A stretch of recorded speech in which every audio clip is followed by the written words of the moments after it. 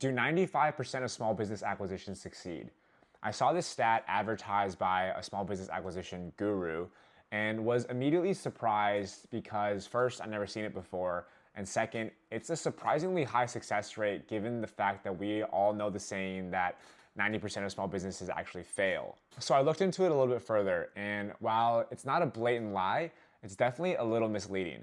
But there's still some notable takeaways we can learn from breaking this down. First, this is not a real statistic.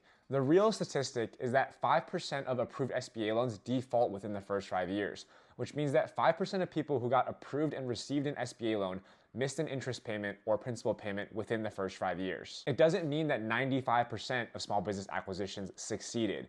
He's basically trying to take a real number and extrapolate and advertise a flashier and more catchy number like that. There are a ton of scenarios and people out there who might have bought a small business and it struggled and it failed, but they were still able to pay back their loan, so then they weren't included in this 5% figure. For example, this statistic doesn't include small business acquisitions that didn't use an SBA loan, which are generally considered higher risk and a higher chance of failure because the SBA is a vetting process, which means that if you received an SBA loan, it means that the SBA bank and the SBA requirements were met, which means that they approved of the business you were buying and the business plan to run the business. Even if you were approved and vetted by the SBA, there are still ways that your small business acquisition could struggle and fail, but you're still able to make your payments and pay back your loan. So you'd be considered a success by this statistics, but really the acquisition itself was a failure. For example, every SBA loan requires what we call a personal guarantee, which means that if your business starts to struggle and it fails and you can't pay back your loan, the bank and the SBA lender can come claim other assets you have like your house,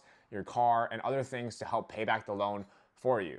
So in order to prevent that, you might get a job and start paying back the loan with your paychecks over time to prevent them from seizing your assets. And this would still be considered a success by this metric, but really it was a failure. The long story short is that there are a lot of ways to fail in your small business acquisition without necessarily defaulting on your loan, which is why this statistic is really misleading. I'd say if we properly defined what failure meant as like the owner having to work 60 to 80 hours a week to barely break even and having to use his personal money to pay back his loan, then maybe the failure rate is somewhere around 20 to 30%. The good news is that this statistic means that 5% of people who do small business acquisitions avoid catastrophic failures, which is a really good sign, but it definitely doesn't mean that 95% of people succeed in small business acquisition.